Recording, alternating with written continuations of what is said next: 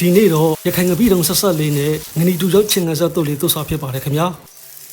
အရင်ဆုံးရေဆေးသက်ဆင်ထားတဲ့ငနီတူချောက်တွေကိုထောက်ထားပေးလိုက်ပါတယ်ခင်ဗျာပြီးလို့ရှိရင်တော့ခုထဲမှာထည့်မဲ့ပါဝယ်ပစ္စည်းတွေလှီထားပေးလိုက်ပါတယ်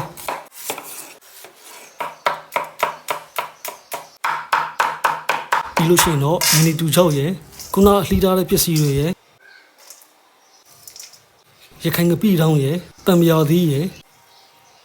အချုံမို့လေးနဲ့ထည့်ပြီးတော့အချားတာနှံ့အောင်လို့နေထောက်ပေးလိုက်ပါတယ်ခင်ဗျာ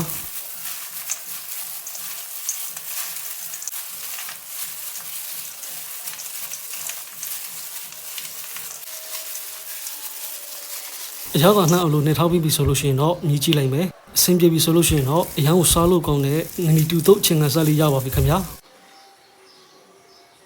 ကျွန်တော်ကတော့ထမင်းဖြူလေးနဲ့တွဲစားလိုက်ပါတယ်ခင်ဗျာအဆုံးထိကြည့်ပေးလို့ကျေးဇူးများကြီးတင်ပါတယ်ခင်ဗျာ